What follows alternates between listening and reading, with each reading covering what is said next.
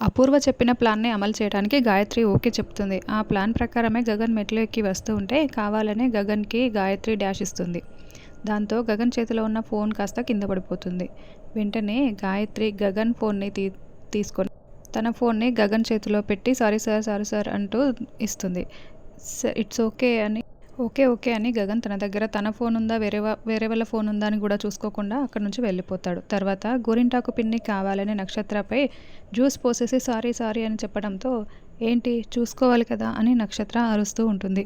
సరే నేను వెళ్ళి డ్రెస్ చేంజ్ చేసుకొని వస్తాను అని నక్షత్ర గదిలోకి వెళ్తుంది. నక్షత్ర డ్రెస్ చేంజ్ చేసుకుంటూ ఉంటే అప్పుడే గాయత్రి ఒక పెద్ద నిచ్చెన తీసుకొని వచ్చి నక్షత్రకి కనపడేలా గగన్ ఫోన్లో ఫోటోల్ని ఓన్లీ గగన్ ఫోన్ మాత్రమే కనిపించేలాగా ఫోన్ చేస్తూ ఫోన్లో ఫొటోస్ తీస్తూ కింద పడిపోతూ నక్షత్రకి ఫోన్ మాత్రమే కనిపిస్తూ ఉంటుంది. అంటే ఎవరో నా ఫోటోలు తీస్తున్నారు అని నక్షత్రకి అర్థమైపోతుంది. నక్షత్ర వెంటనే అపూర్వ దగ్గరికి పరిగెత్తుకుంటూ వెళ్ళి హగ్ చేసుకొని మమ్మీ మమ్మీ నేను డ్రెస్ చేంజ్ చేసుకుంటే ఎవరో నా ఫోటోలు తీస్తున్నారు మమ్మీ అని చెప్పి ఏడుస్తూ ఉంటుంది.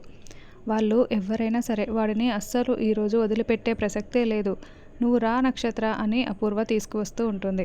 ఆల్రెడీ శరశ్చంద్ర గగన్ని తిడుతూ వేలు చూపిస్తూ ఏదో గొడవ చేస్తూ ఉంటాడు.